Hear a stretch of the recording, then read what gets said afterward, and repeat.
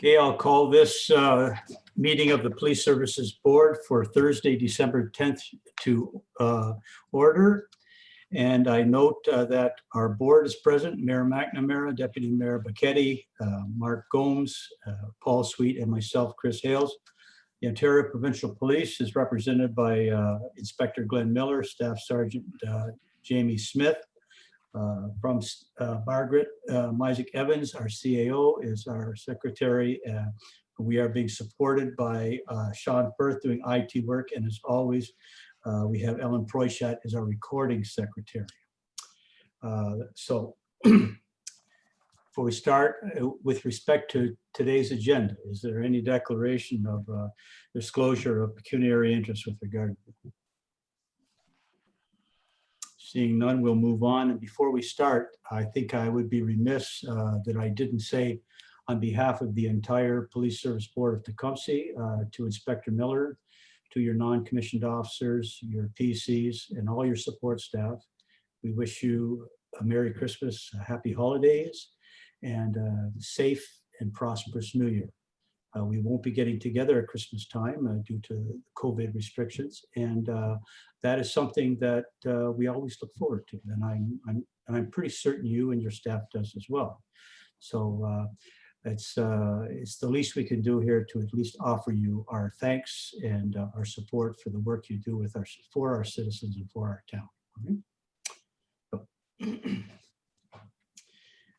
We'd like now that I need an approval for the agenda, that the agenda for the Police Service Board meeting dated Thursday, December the 10th, 2020, as duplicated and delivered to the members thereof be accepted. And I'm looking for a mover. Paul Sweet is moving it, seconded by Deputy Mayor Becchetti. Is there any discussion on the agenda as you see it? It's a long agenda. We're going to go real quick tonight. All right. Then I call for vote. All those in favor? And it's passed. Thank you very much.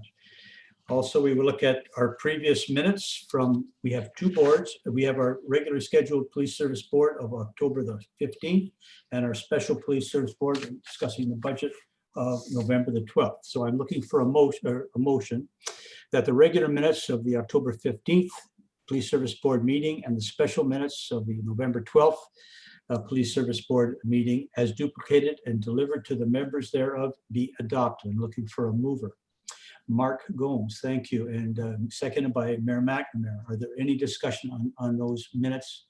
I looked at them. I didn't see anything to discuss. Okay, then all in favor say thank you. Passed. Our OPP monthly report. Inspector Miller, will you or Staff Sergeant Smith be leading us through that report? Yes, Mr. Chair. Jamie Smith will be doing this evening. And Jamie, as always, I'd just like for the benefit of our IT people, if you refer to the pages you're looking at, we would very much appreciate that. And I assume we're talking the October report. Yes, okay, that's excellent. Thank you. Thank you, Chair Hales, Your Worship, members of council, and all in attendance tonight, and those that are at home. If you want to go to page 4, I guess, Sean, would be the page to start at. This will start with our, be one more, yeah. This will be our monthly calls for service, top calls, and traffic complaints like other municipalities. They continue to be the top call for service.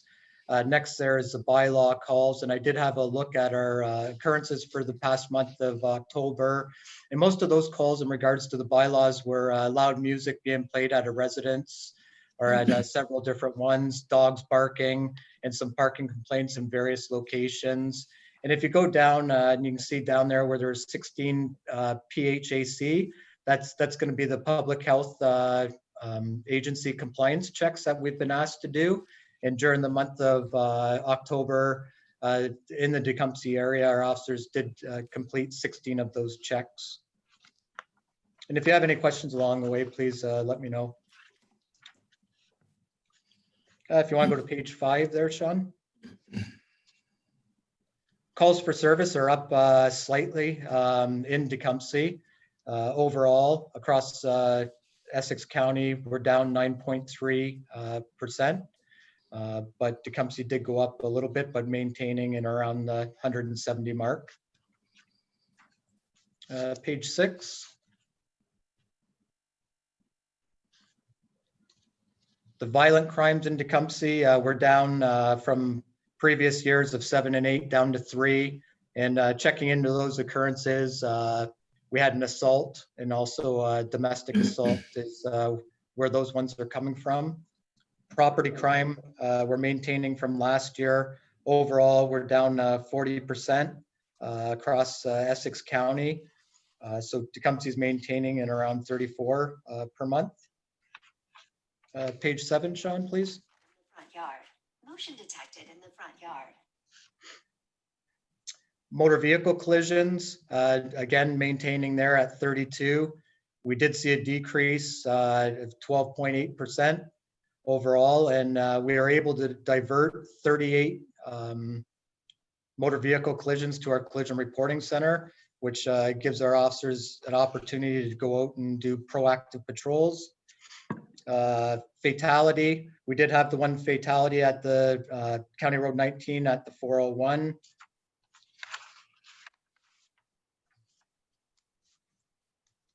Page 8.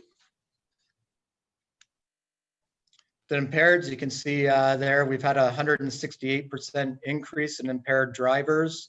This is shocking and still something that we continue to work on, and with our ride programs that we currently have going on.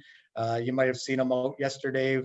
They were going on at 2 o'clock in the afternoon, and we try to move the hours around. As we know, impaired drivers are not just at nighttime or when the bars are closing.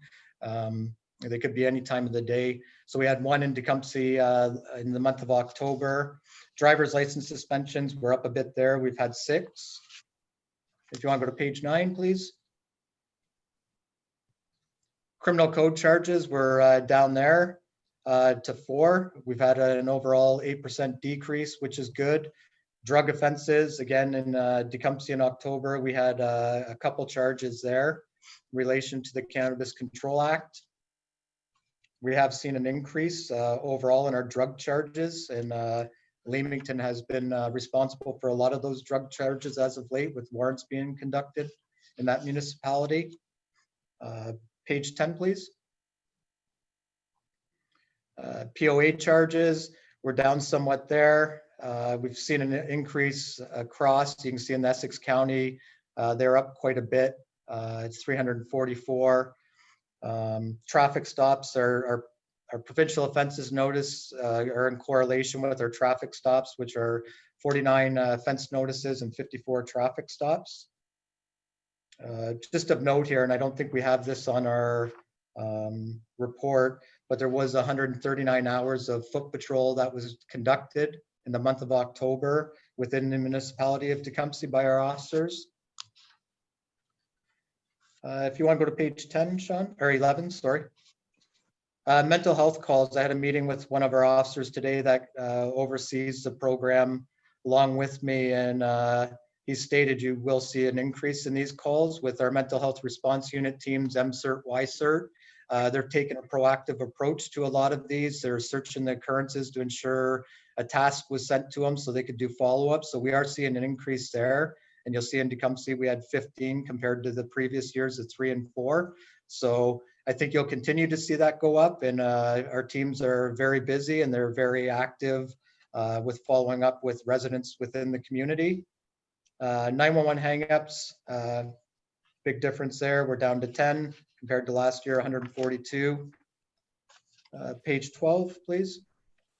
Our alarms, they still maintain, they seem to be in around 30 something every month with Tecumseh. Ride programs, we had 4 in October. You'll continue to see them rise over the holidays of November, December months. Auxiliary hours, we had 44 hours in relation to our auxiliary officers going out with their regular patrol officers. And then just the last page there, 13. There's no notable occurrences for Tecumseh. which I guess is a good thing for us. Been no warrants in relation to drugs or no gun seizures or anything like that of note. And I think that's it for the report. I'm not sure if there's any questions. I'll say, we can go to full screen. Thank you, Sean. Are there any questions from anybody in the board? Paul, I have one as well. So Paul, please.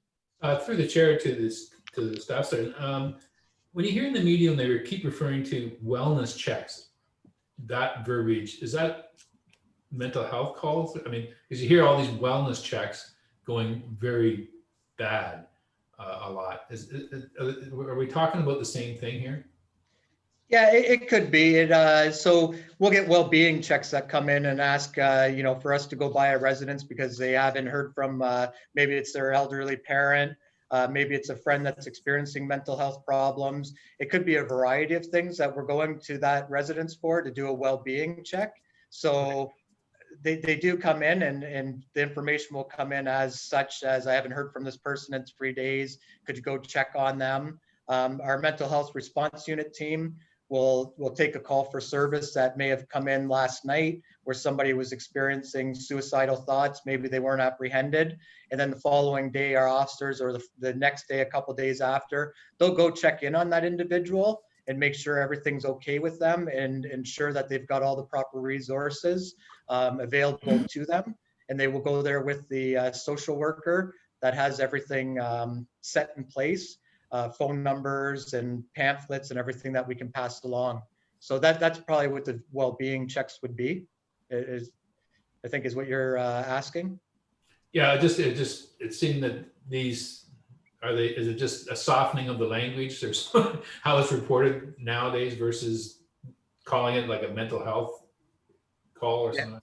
I think they're still referred to as a person in crisis or a mental health call, but they may say, well, can you do a person well-being check is how we categorize them. And we'll go do that check on the person. It could be a combination of they're elderly, haven't been heard from, or it could be in relation to some mental health issues going on. Thank you. Welcome. Any other questions? Mayor McNamara.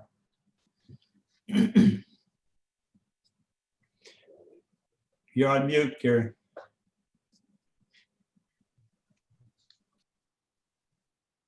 There we go. Sorry about that. Just a question on the property crimes piece in that, since we have COVID and that, we're getting a lot of deliveries. You see UPS and Purelator and Canada Post are all over the place dropping parcels and so forth. I call them porch poachers. And would that be classified as well as property crime in that category? And if it is, then have you been getting a lot of calls or in situations in town on those issues? Yeah, definitely. That would be the property crimes if they were occurring. And I didn't go into each individual call prior to see exactly what those property crimes were. But it could very well be some of them, but I haven't heard from the officers here as of late. Usually a message would come in and say, target this certain area. And we've been getting the porch pirates or the porch poachers. I know it's a mouthful. So, and I think recently, and maybe Inspector Miller can comment a little bit more, but I did read something about Crime Stoppers is putting out rewards for the people that are doing some of this stuff as well, if the videos come out. And I don't know if you remember last year, and I did meet this gentleman right recently. I don't know if you remember last year in Windsor, a gentleman had a package of almonds stolen from his porch, and he offered a $10,000 reward for the pictures that he obtained from his surveillance camera. And I actually just met him. He did some work at my house, and he offered a $10,000 reward for almonds that were stolen. So I don't know if they ever did catch the guy, but yeah, that's so I think with the Crime Stoppers tips that you can provide if there's a cash reward, and I can't remember if it's $150 or $250. Inspector, I don't know if you're able to comment. Yeah, just regarding, just to follow up what Jamie's talking about. I want to just give credit to the community. I know a lot of people do order things online now, and I think there's various mechanisms now when they're communicating with the courier companies as far as specific kind of drop-off times. We are aware that there are individuals that will possibly follow those various courier trucks into a neighborhood to just simply sit and watch. We're aware of that as well. So we watch that activity. And again, we encourage being the good neighbors that people are in Tecumseh, kind of looking out for each other. And if they see something suspicious, as Jamie has often said, please call 911 immediately so that we can at least investigate and to see what's taking place if something should go off a porch. So just a follow up from that, Mr. Chair, maybe a small little release, because folks are sometimes, they're working all day and they got the parcels are sitting there. Maybe they should have kind of a box where they can drop stuff off, or it doesn't look like there's a package there. I know I have the Ring, which is great because if you go up my porch, you better smile because it doesn't matter where I'm at. I can actually talk to you. And so, just a kind of a little message, to let folks know that because of the increase in online shopping, there's nothing to see it in an afternoon. 10 vehicles go down even my own street from UPS Pure Leaders and Canada Post delivering packages, including my own house, and so forth. So maybe a little public relations message, maybe and even we could use it on our own website, to tell people, like you said, Inspector Miller, have your neighbor, pay attention, or if you're expecting a package, let your neighbor know that, you got a package coming. If you see it there and I'm not home, if you wouldn't mind, taking possession of it until I get home. Thank you, Mayor McNamara. Just to clarify, are you saying that you would like to see the Ontario Provincial Police write a small bulletin a little about that subject, and then we could put it on the Tecumseh website? On our website, but also you have your communications person as well. Kind of, you send a little blotter out there. I think it's always good. Like you've done that before on ride programs or curb your drinking and all. It just to remind people, because people get complacent and again, this is a perfect crime of opportunity. Sure is. Any other questions? I have one, Jamie, with respect to the mental health response unit October, the 15 calls. Could you, that kind of went past me a little quickly. Is that increase in calls, do you feel because you've changed the way it's being reported to you and your opportunities, or do you feel that's maybe a lot of people at home, there's a lot of depression with regard to COVID, et cetera, or is that part of it?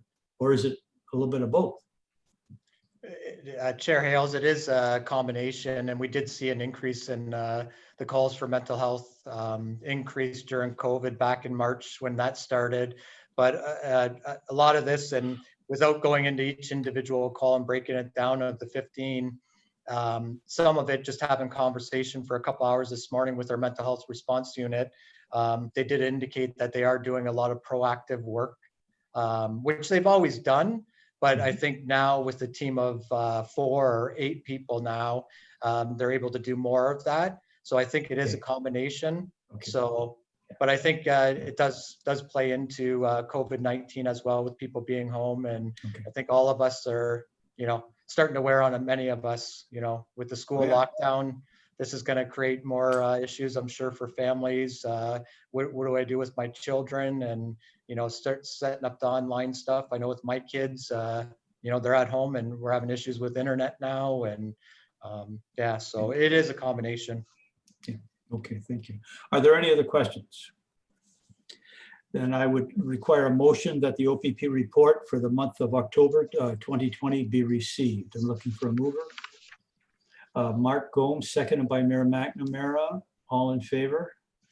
And thank you. It's passed. Reports. We have, that's item H, reports. Zone 6 meeting, I wrote up a small report on that meeting. I won't say much about that. You can, it's self-explanatory, except that it should be noted that our Ontario Association of Police Service Boards president is a member of Zone 6. And at that time, he reported that they were deeply planning on this year's annual general meeting and their conference in Niagara Falls. So we will be dealing with that at a later time in our meeting. It's just, they are trying to set up, I guess, an in-person conference a little early. So we'll need to deal with that later on in this business meeting. And that's all the reports we have. So I'm looking for a motion that the chair's report on the Ontario Association of Police Service Boards Zone 6 meeting held in virtual format on November the 25th be received. I'm looking for a mover. Paul, seconded by Mark, and all in favor? Thank you. Passed. Okay. Communications action required. We are in receipt of a communication from the, that's under item I for those at home who are following along, from our Ontario Association of Police Service Boards. And it is a comment on I think the Solicitor General's document that also came to us with regard to court security and prisoner transportation. And I know there's a questionnaire, et cetera, gone out to all chiefs. That was shown in an all chiefs bulletin, as well as detachment commanders. And I'm wondering, Inspector Miller, if you could comment upon OPP position with regard to prisoner transport, et cetera, in this area. Yeah, thanks very much, Mr. Chair. And like yourselves, I completed that survey as well. So we're currently waiting. We've asked, I think, a number of questions, or I should say our Municipal Policing Bureau has asked a number of questions back to the government just in relation to all of this. The ministry has advised us that costs associated with the virtual bail hearings would not be considered as court security cost based on the current definitions of the agreement. So we've asked for some clarification on that, exactly what activities do qualify then for court security during the pandemic. We'd like to know what that is. So, you know, I know that the government over the past few years since 2012 has provided a significant amount of money, about $125 million since 2012 to the municipalities in relation to this. I could probably project that the government may claw back on that amount, but that's not for certain. Their analysts are still having a look. I just see within our at least 2021 projected billing statement for the town of Tecumseh, the prisoner at least transportation cost that's incorporated in that is set at $2.11 per property.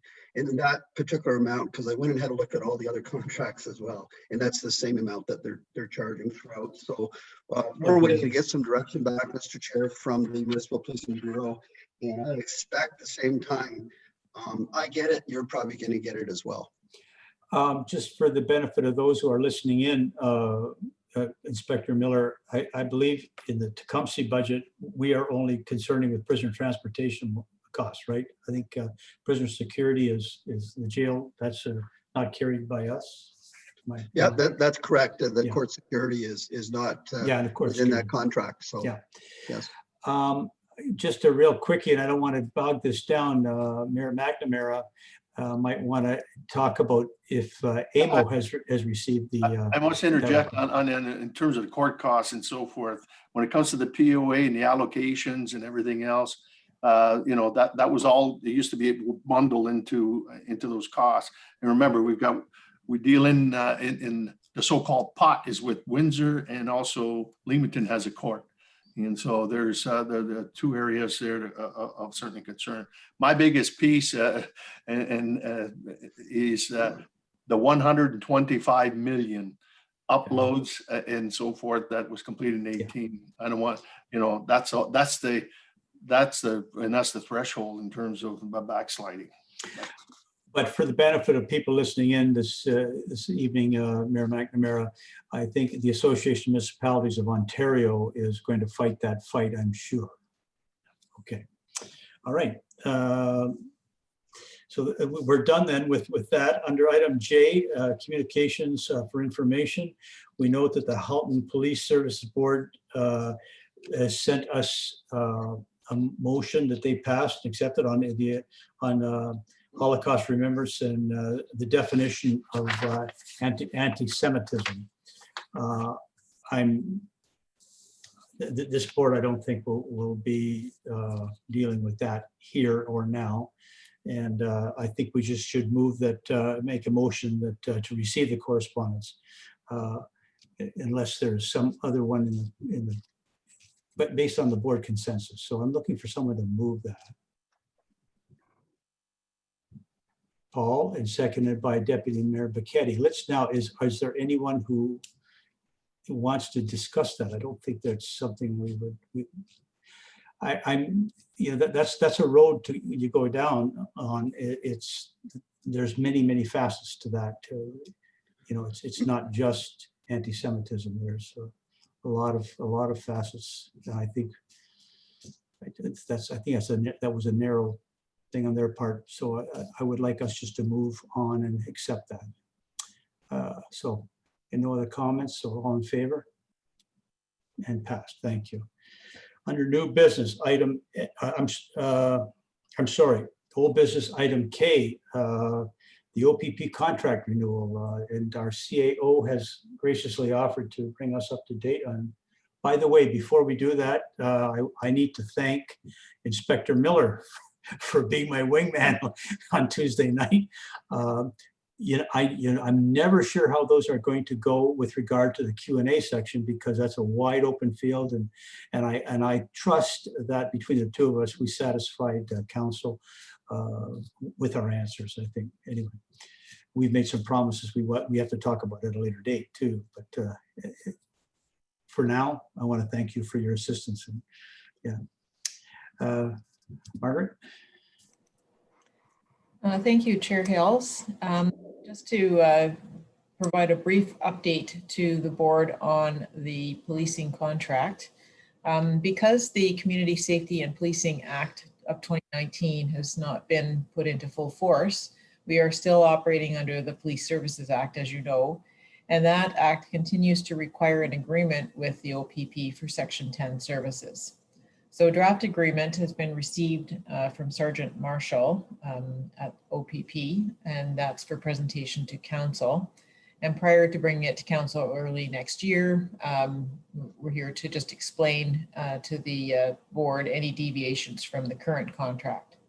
So in reviewing it against the current agreement that ends on December 31st, 2020, we found that there is virtually no difference between the two, just a few anomalies that are not the same, but largely it is virtually the same agreement. A clause, one of the new items is a clause has been added to provide for handling property in the possession of the OPP in accordance with sections 132 and 133 of the Police Services Act, which is essentially the same as a municipal police service would do and mirrors the process that was used to address the funds dispersed by the board earlier this year when Sergeant Hornick brought that forward. And then under service levels, a new clause has been added that provides for a 1 year prior written notice with costs for canceling any enhancement that the municipality might request. So if we were to, for example, take on another officer for patrols or a dedicated staff sergeant or what have you, and then we decided partway through the term of that agreement that we didn't see the merit in that and canceled, we would be on the hook for 1 year's worth of costs associated with that enhancement under that clause. And then finally, a term has to be determined so that we have a term specified in the agreement, and we're proposing perhaps a 3-year agreement in anticipation that that period would be sufficient for the new Community Safety and Policing Act to come into force. And as you're as you recall, that new legislation does not provide for an agreement. If you rely on the OPP for service, they're not via agreement or contract as is under the current legislation. So that's my verbal report to you. And as I mentioned, we'll be bringing that through to council early in the new year for their consideration. You're muted. Yeah, well, thank you, Margaret. And just for the benefit of anybody who may be listening in, the current proposed contract for 2021 does not contain any enhancements at all. So we No. can move on. So we can move on from that. Mhm. Under section item L, new business, the Cannabis Act and the list of the cannabis operations. We have received correspondence from the town of Fort Erie and et cetera, with regard to them enacting zoning changes, et cetera, and some movement on that. I know that Brian Hillman is here and wants to speak on that with regard to action in Tecumseh. And Margaret, I think you were going to lead off with maybe a little introduction. Mhm. Thank you. Yes, please, Mr. Chair. So first of all, introduce Brian Hillman, Director of Planning and Building Services with the town of Tecumseh. To everyone, we have Chair Hales, pardon me, and then Police Service Board members. The Vice Chairperson is Paul Sweet. Member Mark Gomes, who's both of Mr. Sweet and Mr. Gomes are provincial appointees, and then our local representatives, as you know, Mayor McNamara and Deputy Mayor Bichetti. And then also on the screen, you're familiar with Staff Sergeant Smith, whom you've dealt with on bylaw matters, and Inspector Miller is on screen as well. So rather than have Brian speak to zoning and what have you, I believe that when this was raised at Town Council, the interest in referring it over to the Police Service Board was to get some insights from the OPP with respect to any activities, enforcement or otherwise, that they are taking on illicit cannabis operations. And then we would be using that information to report back to council as Planning and Building Services looks at a more fulsome report on how we might manage these types of land uses from a planning perspective. But the purpose of today's board consideration of this was really to, from an operational perspective of the police, get a better understanding of, you know, what you do with them, quite frankly, Inspector and Staff Sergeant. So if we could have your input on that, that would be very good. And then we would report that back to council. So Inspector Miller, are you prepared to go through that this evening? Yes, I am, Mr. Chair. Thank you very much. And again, Brian, thank you very much for your assistance to Jamie and to all of our officers as well. It's certainly a great collaborative partnership that we share with the town. So thank you. On a weekly basis, myself, and I would say Jamie as well, receives notification under the Act as to those individuals or corporations that are wishing to obtain a license from Health Canada in order to grow the medicinal marijuana. So we track that. In partnership for us, we have an Organized Crime Enforcement Bureau that is situated down in this area as well, that we liaison with continually. Much of the work that we do is intelligence-led, and so for that specific reason, we're unable to kind of divulge a lot of what that information is, but we have very focused eyes on those individuals and groups in various entities that are planning on setting up these particular businesses, legitimate businesses. Certainly that's, in most cases, that's what we're hoping for. And most important is then ensuring the compliance with all the laws, and there's certainly a lot of them as well. You will see certainly throughout Essex County would stick out in the province. We are very aggressive in our approach as far as identifying those individuals that would be in any way involved in the illicit growing or manufacturing or transportation or dissemination of cannabis products. We would work certainly hand in hand with Mr. Hillman's office as well to make sure that all the various bylaw measures that are put in place by the town are in strict adherence. And often we get the same information that you would be getting as well in most cases.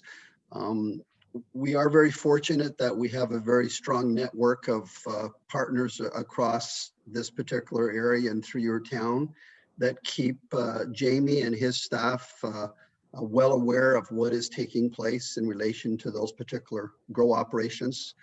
Sadly, because of the proliferation and the acceptance by various organized criminal entities, it's very profitable. And the profitability extends when there's overgrowth. So simply an overgrow, you may be allowed to grow 2,000 or 3,000 plants, but in some cases, maybe you're doubling that. So where is that other portion going? So that's where our focus is. So we also have in place, and we have had a member seconded for almost 2 years outside of Essex County to what we call, just in a short, an acronym, the Provincial Green Team. So you will see that in the media lots. Essex County OPP and cooperation with the Green Team and Organized Crime Enforcement Bureau have probably seized this year, I would say, in excess of 1/10 billion. That's $1 billion worth of illicit marijuana throughout the area. And sadly, I would say that there is probably a lot of things that are going on. It takes a long period of time. And some of these instances are investigations. One of the most recent ones lasted 3 years for us in order to bring it to a conclusion. So I know at times the public may get frustrated and with perception that there is inaction. I can assure the public that the town and the OPP are very much engaged in dealing with these particular issues, and it will continue to be a focus for us, and I expect for some time to come. So I hope, Mr. Chair, a little bit of an overview, if that provides something to yourself and the listeners. That's good for us. Brian, I would like to ask if that's what you were looking for information for what you need. Thank you, Mr. Chair, and hello to everybody on the Police Services Board. Yeah, I think we were just looking for some general, appreciation of how the Tecumseh detachment has been involved with this issue. And as Margaret indicated, some of the correspondence that has been attached to your agenda, Council regularly receives these sharing of Council resolutions throughout Ontario, and a heightened level of frustration around, the regulatory environment as it relates to cannabis production, whether medicinal or otherwise. And it's coming from various angles, and there are so many levels of jurisdiction involved. So, and I know that AMO is just now trying to come to terms with creating, I guess, some level of consistency and a heightened level of process that would involve local councils more clearly. So, when this came to council the last time, I think it may have been through Mark's suggestion, although I don't recall for sure, that this information be brought forward just to, have an opportunity to hear how the Police Services Board is viewing it in the OPP itself. Thank you. Margaret, your hand is up, please. Yes, please. If I could, through you, Chair Hales, just a question, follow-up question to the OPP, and whether or not in your work in this area, you have noticed anything that we could do a better job of in terms of regulating from a land use planning perspective to forestall the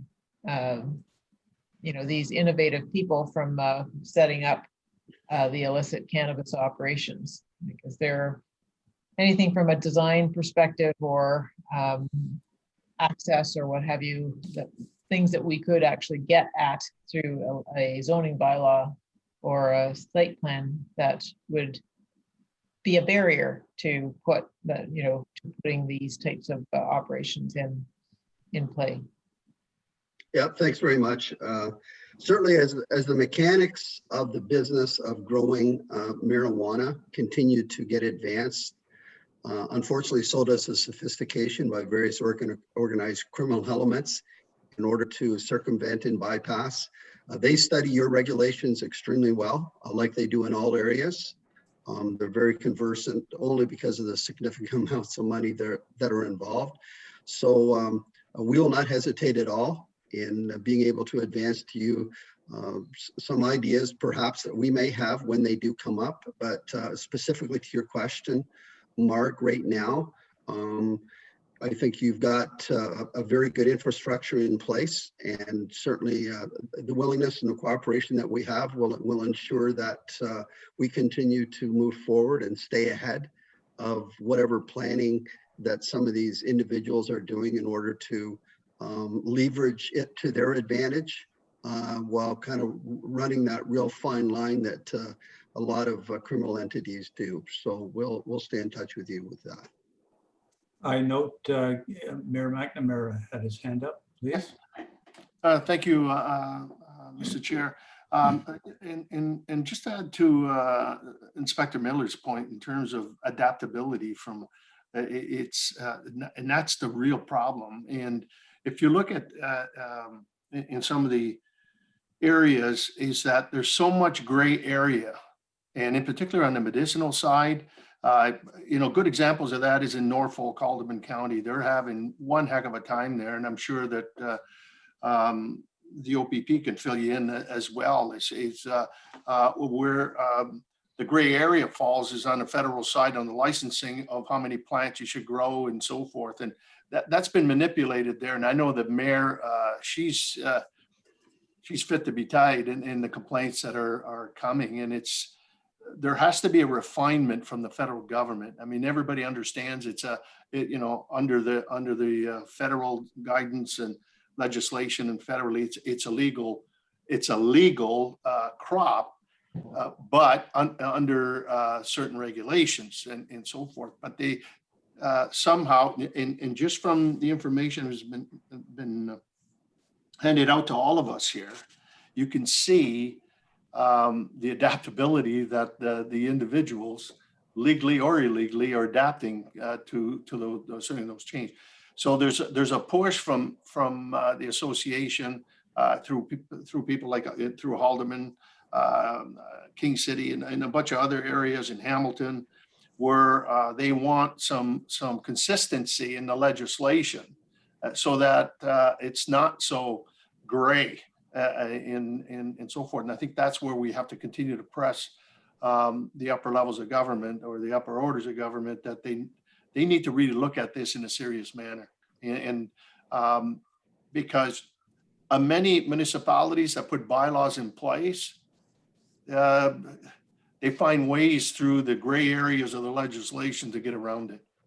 And it's very frustrating for Mr. Hillman and members of council and residents within the community, and for the OPP. I mean, you can go after the illegal grow ops and the people that are kind of impacting the black market and so forth. But some licensed entities, and you would think that they could have their licenses revoked, and that's what in Alderman County and Norfolk they've been trying to do without success. So you can see the frustration in this, and I just wanted to add to that, to the point that you made, Inspector, that adaptability on both sides, but in particular, the dark side, and they know how to adapt and skirt around the regulations. So I think that's a biggest piece for us, is to try to find some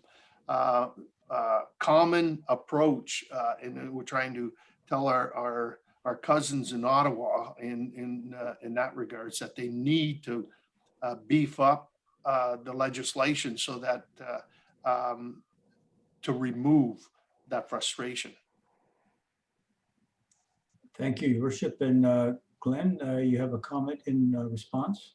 Yes, sir. And just further to Mayor McNamara, I just want to state that the individuals and organizations that we are dealing with are built to withstand significant investigations by the OPP, Yeah. significant. Yeah.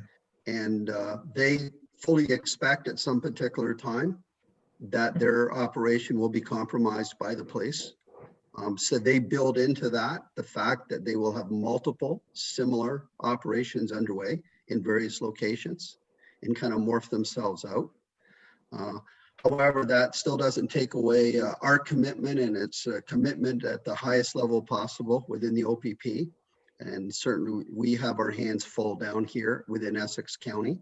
But our job is certainly made a little bit easier in being able to have these conversations with the CAO and with Mr. Hillman and others as well. And most important, members of the community. Again, the members of the community, mobilizing the community and working with all of us can continue to lend your community to continue to be one of the safest communities in Canada. So, but we can't let up. It requires our full attention and effort on top of a lot of other things, because these organized criminal groups will not stop.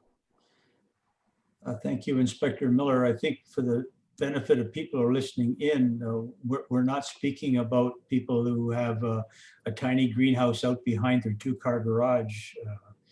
If you look at Essex County, we have thousands of acres under glass. And even something that looks very legitimate, when you set up your plants in there, like you say, you can overgrow your license, and it's very difficult for police officers, for inspectors, agriculture people to walk in to a 250-acre greenhouse and start counting plants and going through all the paperwork to try to figure out if it's legitimate, or if there is a little bit of an intent to be a criminal intent. So it certainly is a big problem. And I think, like you said, like Mayor McNamara said, we got to attack it at all levels, not just enforcement, but in bylaw and where they can grow and how they have to be set up, etc. Thank you. Are there any other questions with regard to that? Brian, or is that of any kind of assistance to you? Thank you, Mr. Chair. Yes, it is, I think. And I can see that we may want to even have some further discussions offline, I suspect. I suspect. Yeah, and and I think what I'm hearing here is common to what we're hearing elsewhere, that there's sort of a regulatory regime federally, provincially, and municipally, and a number of methodologies that are available to people to get involved in this production, both legally and illegally. And there's challenges obviously with both of those. And the integration of the municipality into how that happens is not perfect right now. So we're, this is kind of why this conversation is coming up, and it's becoming more regular, as the mayor indicated, across Ontario. So, but this is I think a good starting point. And I'm sure we'll have some more discussions. So thank you. Well, and thank you for joining our little happy gang here, and we appreciate your attendance and your input. So, I think we'll move on now, if we can, to the next item, which is COVID-19 pandemic and enforcement activity. And this seems to be the Inspector Miller show, but I think there is if we look at all the correspondence that's come from the ministry, and also the bulletins through the Association of Chiefs of Police, and I know that goes to you. It's the groundwork is changing constantly with regard to the acts and the reopening of Ontario, et cetera. And I wonder if you could bring us up to date on the activities in how that's impacted the activities of the Essex detachment. We'd appreciate that. I certainly will, and maybe when I close, certainly, Jamie. Mr. Chair, just so that we move the agenda forward and that on the new business, especially on the first part, and if we can have a motion to receive those, and I'm prepared to move the communications from Fort Erie and Township of Asphodale Norwood, Town of Lincoln, and the resolution, Norfolk County illicit cannabis operations. Okay, and then we're a seconder. Mark, I don't think there are any other comments we're receiving. All in favor? Yeah, and it's basically on B, supporting the resolution in Norfolk County. Understood, understood. Margaret, I know your hand was up. Was that, you wanted to make sure that was taking place, or would you like something else before we move on? Well, one more thing, but I'll let you finish that exercise there. Well, I think we've moved it, seconded it, and we've asked for support, and we got it. So, Okay, all right, very good, thank you. And the other was just when, love to hear from the inspector and the staff sergeant, and then Brian is going to stay with us for this portion of it as well. excellent. He can speak to municipal enforcement just to kind of round out the picture. Inspector Miller, I think you're on. Okay, well, thanks very much. And certainly when I finish speaking, I'm sure that Jamie has probably a more direct line of sight on the geographic area there within Tecumseh to talk as well. But I can tell you, since March the 17th of this year, when a state of emergency was declared, and since that time, we've received a number of different regulations. We've gone through a number of different color codes for sure across the province and in this area as well. We're very fortunate that the success of what we're doing is a collaborative approach. It's a strong partnership, certainly, between the bylaw officers across this region, and certainly within the town of Tecumseh and the OPP and the local Department of Health as well, and what we're doing. We've taken the approach that we've taken. I mean, it all started out pretty well the same, and that was basically on the directions of the government, how we're to approach this. I can fully appreciate to the public that at times it does get a little bit confusing. I can understand that. But the one thing that we've said, and the town has said repeatedly, is that we cannot become complacent. This is a real legitimate threat where people are dying and people are getting sick every single day. So as leaders and as valued members of the community, we must continue to ensure the safety and well-being of everyone. And the OPP will not hesitate at all in laying a charge that is appropriate to the particular circumstance when it does come up. As you can imagine, much like in other areas, we were not given any additional resources at all. Just an added responsibility that certainly keeps the officers extremely busy. So we do get called to a number of different situations, and we have to validate exactly what is taking place, not the perception of people, but the reality. So everything that we do is fact-based. It'll be our officers that have to go before court and testify in those, very similar to the bylaw officers as well. So we will use our best judgment, as we do every day and as the town does every day in making that particular assessment. We will certainly investigate every complaint that comes to our attention. We do appreciate certainly the large volume of work that the town has taken on, and in fact, all the towns have for us across the area. And in relation to kind of what we're doing, I can tell you, and I think Jamie's aware of this as well, that not in your particular town, but last night, there was a rather significant charge that was laid in relation to the reopening of the Canada Act, and it had to do with the gathering of individuals that had gathered, unfortunately, for a very sad situation at a home. So you can well imagine maybe what that event may have been. Nonetheless, everybody knows what the rules are for sure. So one of the other things that we do, we have a number of groups that are protesting the actions of the government, and their willingness to maybe not abide by the rules. So we have engaged, and we do engage within your community, members of our provincial liaison team that come up, and we sit down with the organizers of any planned event, and we are very specific in telling them exactly what the rules are that they must follow. And we then have people present, including members of the team and our local Tecumseh officers. They will monitor that, and that's again when they will take the action if it's required. So that's kind of our direction right now. I'm aware of all the various memos that have come out from the government. And for us, it's continues to be business as usual. And if there's a charge to be laid, the officers will lay a charge. And maybe I'll just put it back to Jamie now, just to talk about more specifically, maybe Tecumseh, if there's something that he's seeing. Yeah, thank you, Inspector, and through the chair. Yeah, so you've touched on all the points I've wanted to touch on there, including the charge from last night.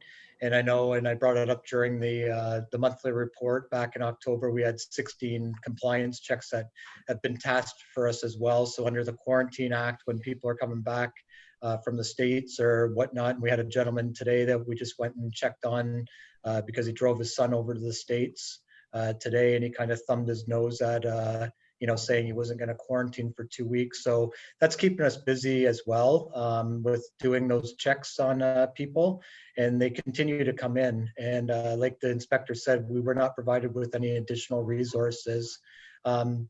As of late, we've always been in a position where we would lay a charge if the charge was there.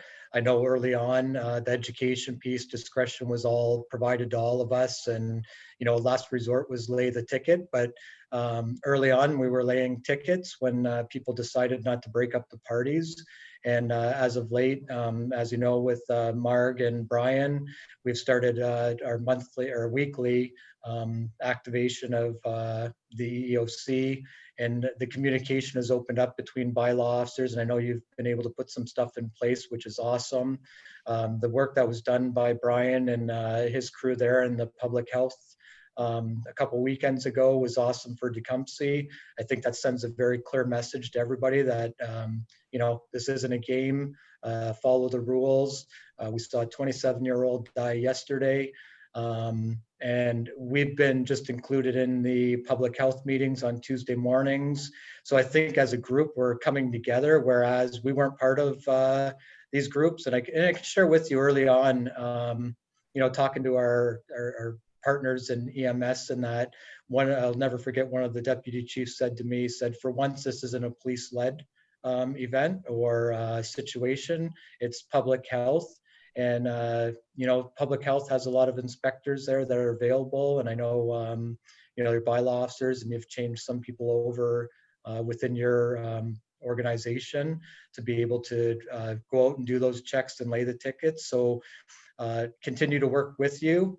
Whenever you want us out there and we can provide an officer, by all means, give us a call and we can help you. But we will continue to lay the tickets when, the charge is there for our officers. Thank you, Steph. Appreciate that. Now, Brian, is there any questions you would have? Please go ahead. I think, Mr. Chair, what I think I was just intending to do was just help the board and the representatives from the OPP understand sort of where the town is at as it relates to bylaw enforcement with COVID. The town typically has a single dedicated bylaw enforcement officer that would deal with standard things of property standards and that sort of thing. And I don't often, in fact, I haven't been to a police services board. I would acknowledge that the OPP provides great service and support to our bylaw enforcement officer when needed. But we do attend some sites where there are some situations where things get out of hand, and there's a great relationship between the town and Jamie, certainly, and his staff. So we very much appreciate that, and they are very quick to respond for us and are very supportive. Of course, COVID has introduced some interesting challenges for all of us, and not to reiterate what already has been said, but when this all started to really become much more aggressive as an issue in the last month or so, council passed a bylaw that clearly established, in addition to our dedicated enforcement officer, there are 3 other staff who are now empowered to lay charges. And through that process, we've tried to coordinate with primarily the health unit, a level of more proactive enforcement in the community. We've really come to learn quickly that as much as we all like to have bureaucratic processes and sharing of information, we really are working on the ground with the enforcement officers who are in our area and sharing information, and that has worked out very well. Jamie and I talk very frequently to understand what each other are doing. And I think I heard Inspector Miller say that, it's confusing for the public. It certainly is.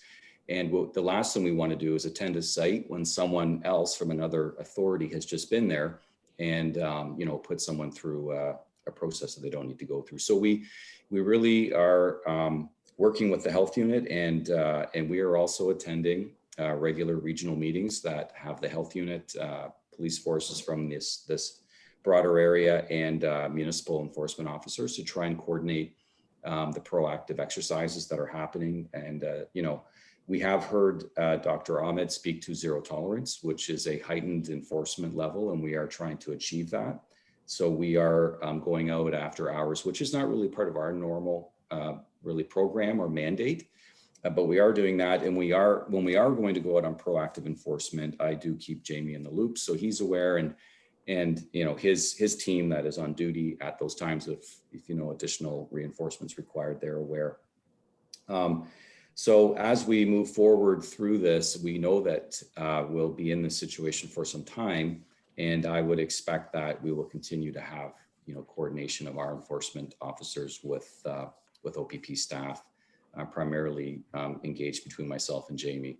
And as I said, really for us right at this point, we really are working closely with the health unit, who are very engaged with this enforcement responsibility, and they've had additional people assigned to it in their organization, and it's worked out very well. And we speak more than once a day with the enforcement officers from the health unit to ensure that we're aware of where they are and so on. So I think that was really everything that I wanted to speak to on this issue. And, we appreciate the coordination, actually, and it's been a pleasure working with.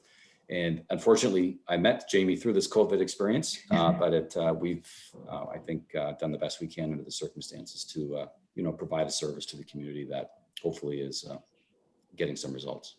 So thank you. Well, thank you, Brian. And I noticed Mayor McNamara had his hand up, and I'm sure maybe wants to talk on behalf of the health unit and the struggles they're going through. Well, not only the health unit, but I think it's critical at this stage here now. And I know we've put a lot of emphasis on the health unit, but their numbers are not what you think they are in terms of manpower. They're very limited. And right now, with the crisis that's going on right now and the explosion of positivity that's happening right now, is that all hands are on deck to try to figure out contact tracing and so forth. There's help that's coming out of Toronto to help them with that and so forth. But I can tell you, a lot of those folks haven't had a day off since March. Yeah, they're exhausted. So they've worked solid every day, 14, 15 hours a day, 365. And so it's critical that at this stage, two things. Number one, I think what we've done in terms of adding those resources in the community to help Daryl, the partnership with the OPP, I think are critical as well. And the emphasis on education is out the window. Folks now it's zero tolerance. This is what the medical officer of health is bringing forward. As you know, schools are closing tomorrow. They're going obviously virtual for the week and to shut down. And there's a good possibility. Right now, he's on the phone with Dr. Williams, and we'll know better in terms of moving forward in a lockdown, full lockdown tomorrow and so forth. We're keeping our fingers crossed that, can we get something in between? But I think the biggest piece is the cooperation between all the bodies that are there, and continue for us to, the messaging to the folks that if you're not going to pay attention to the Health Protection, Health Promotion Act and Section 22, then, you're going to get pinched and so forth. So I do appreciate the fact that you've been going out on the weekends, and it is heartening to know that many of our small business people there are heeding the advice, and they're doing what they're supposed to be doing. But, it's like speeders, we'll keep pushing the envelope till I get a ticket and so forth. So sometimes that'll occur, but certainly as the chair of the health unit, I see it in the faces of those folks. They are tired, they are frustrated, and when you lose a 27-year-old that had absolutely no preconditions whatsoever. You saw the faces of the CEO and certainly the medical officer. I hope they were in tears yesterday. And so this is why, for me, I'm very passionate on this. I support them wholeheartedly. And you know, and I'm trying to tell even our residents and the rest that don't, you know, if you're going to call me to talk about, you know, infringing rights and so forth, go talk to somebody that really cares about that. You follow the rules and move forward. And it's going to be even more difficult because everybody thinks now there's vaccines coming in and we're starting the inoculations and so forth. We're in this, boy, for at least the next 9 months for sure before everybody gets inoculated. So I appreciate Jamie, the troops out there and help and supplement, because I think it does send a message when they see somebody there, an armed police officer, then yeah, I guess it is serious, you know, and sometimes by law enforcement officers, they don't take them that seriously and so forth. But that partnership, I think, is critical moving forward. I think it really is. And for everyone, I think, you know, we're entering a critical stage right now. We're up to 12% now positivity rate in the community. And between now and Christmas, we can expect anywhere from 15 to 25 more people dying. And so this is serious. This is really serious. I wanted just to put that word forward, that the health unit is leading us. They've done a fabulous job in the 10 months they've been there. And I'll tell you, they've been taking some pretty hard hits, uncalled for, and so forth. So they need all our support and you know, to get us through here and so forth. So once again, thank you, Brian, for, you know, leading the charge here in the town, getting those folks and into council, for seeing the merits of setting the bylaws in place, into the OPP. You're great partners, and we need you. We need you moving forward more than we ever did in that regard. So we're fighting you know, an unseen enemy here, and so let's get folks to knuckle down the next couple of weeks, because if not, you know, the hundreds now could be infecting 1,000, and so we certainly don't want to see that. We're in an upcline like this right now in the curve, and so our numbers per capita are worse than Toronto, and they're in lockdown. So let's do our job. Yeah. Thank you, Mayor. You know, one of the most telling things, I think, last night, we had an ICU nurse standing in the parking lot. She had worked midnight shift, you know, intubating and trying to save a man's life all night long, coded him all night long. She walks out of that hospital, and on her windshield is a flyer that says COVID's baloney, and that this is, you know, masks are stupid. Can you imagine what's in her heart? Exactly. And here's the message. When you go into ICU, when you're coming into the hospital into ICU, they're telling you, get your affairs in order. Yeah. That's the message. Yeah. You know, and that's pretty sad. And folks still, you Yeah. know, don't believe that it's happening. Thank you, Mayor. Margaret, I have to tell you, on my script, there was no action for items 1 and items 2 here, and I'm grateful for the mayor to moving the motion on item 1. Item 2 here, is there any motion required, or is this for information only? I think, Mr. Chair, if you want to just do a motion to receive the information from the report, that would be sufficient. Then I would ask for a motion to receive this information as recorded. Moved by Mayor McNamara, seconded by Paul Sweet. All in favor? Thank you so much. Okay, appreciate that. Item 3 is the 2021 Rural Ontario Municipalities of Ontario, Roma virtual conference. And I think, Gary, we just wanted a comment about that. And I wonder if you could do that. Yeah, and so I'm preparing for that, and there will be a member from the Solicitor General's office that's going to be there. The inspector from Oxford County is going to be there representing the OPP, and I've been asked to be there, you know, represent AMO and municipalities in general. And it's basically now talking about the next steps and talking about obviously the community safety plans, how that's going to be integrated with the integrated model of policing and as well as how we're going to populate those. And to this day, even there isn't really a template that we can actually follow, in all the meetings, and that's what I'm going to be talking about in January a little bit, and that's the message that I was given the representative from Solicitor General's office is that with the meetings we did have, we pre-COVID and others we attended in London and I believe Kitchener in that area, opportunities to be able to converse with the ministry and how we were going to move forward on this. And I know AMO has been working at their end and doing their thing there. The Ontario Association of Police Services Board have been doing their part and moving in that area.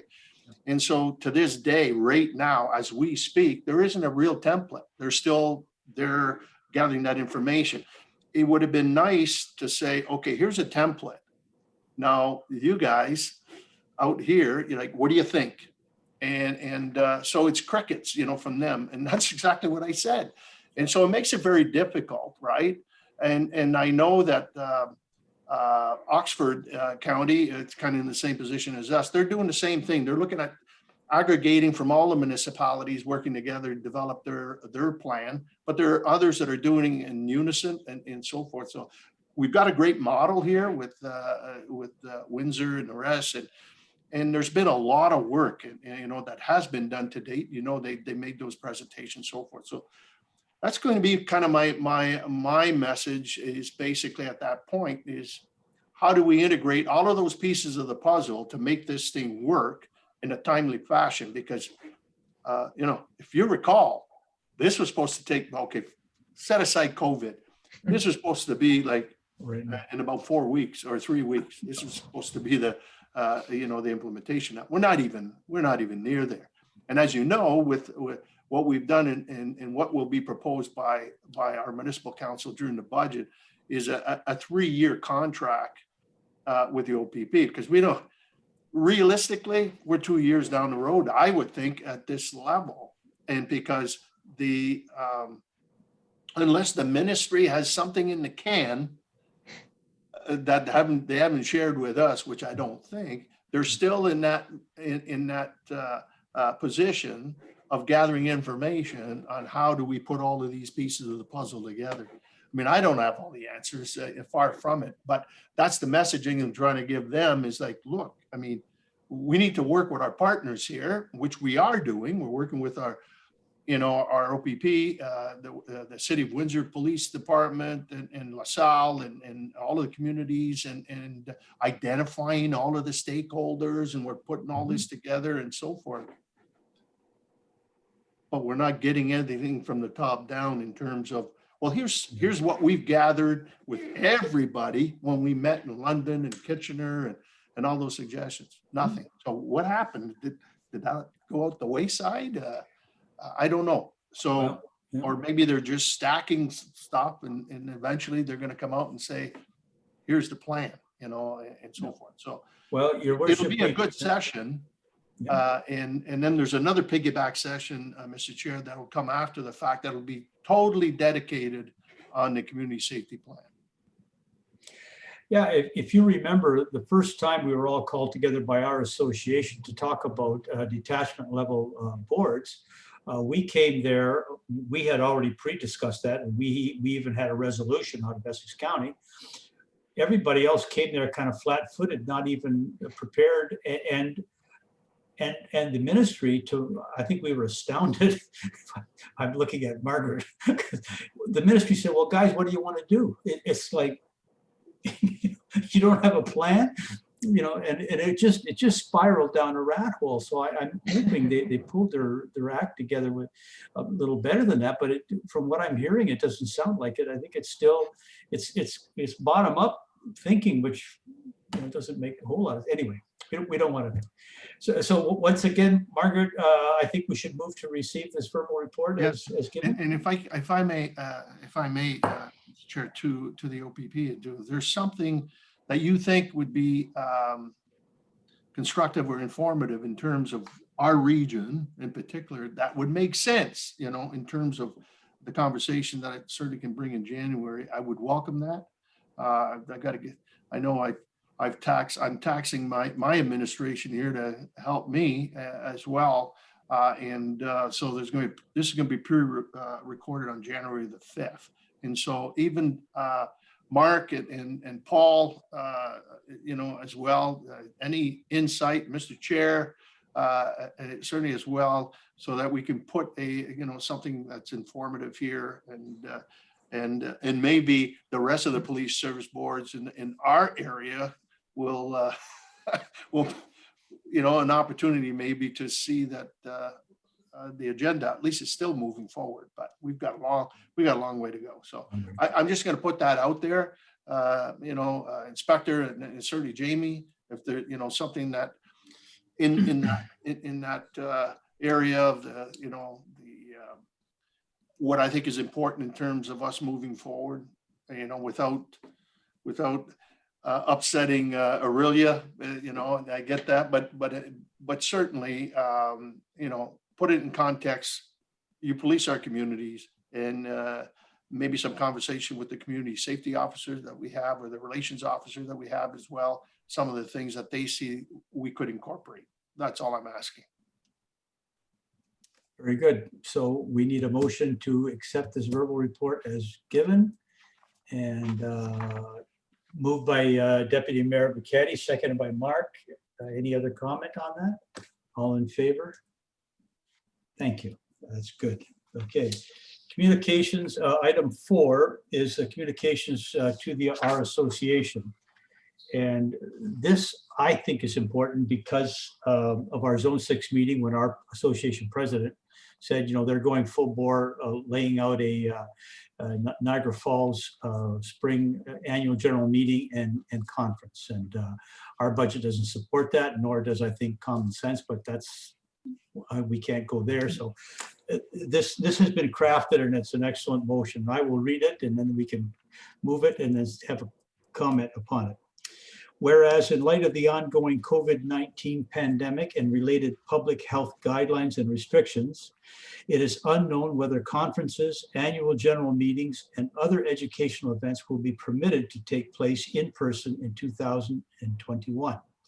And whereas the Tecumseh Police Services Board has recommended a one-time reduction in its 2021 professional development budget to a level that would support participation in virtual events only, now therefore be resolved that the board chair write a letter to the president of the Ontario Association of Police Service Boards encouraging the OAPSB to offer upcoming educational events, in particular the 2021 annual general meeting and annual spring conference, in virtual format parallel to any in-person format, should the OAPSB decide to hold in-person events in 2021.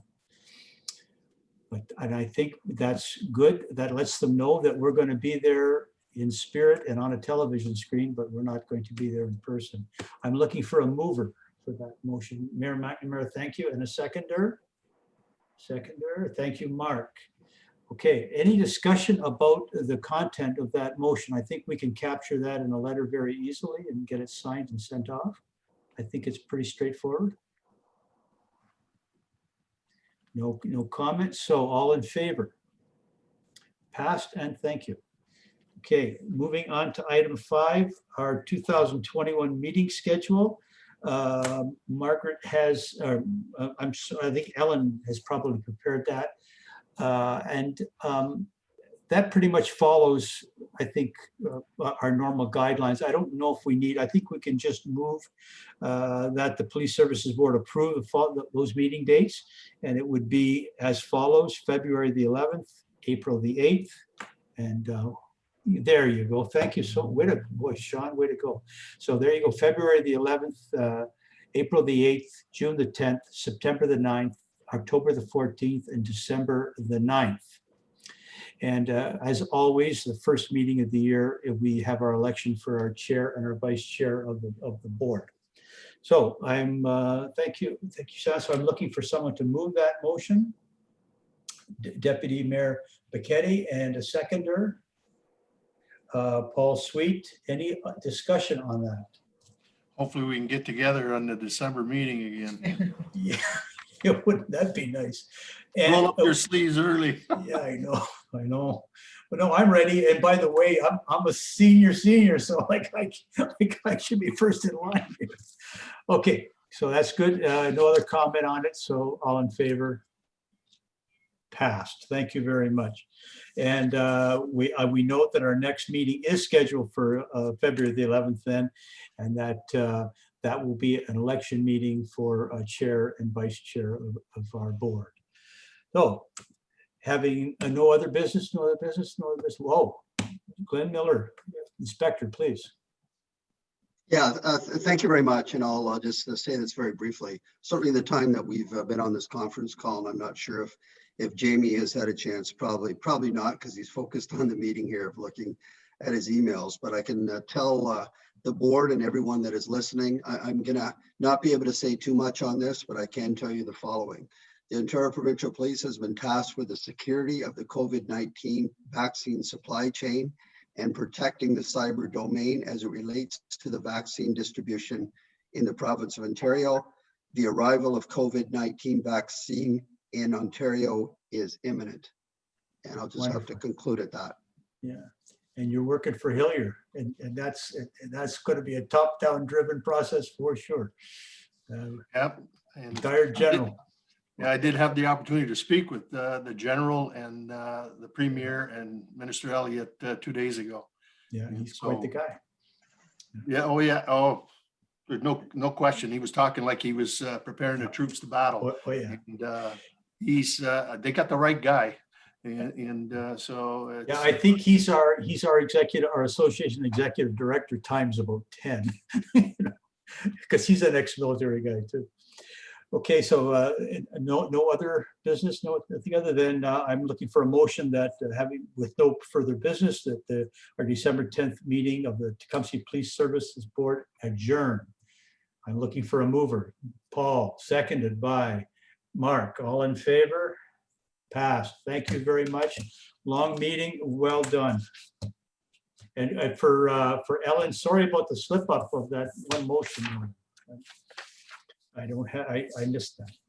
Okay, thank you.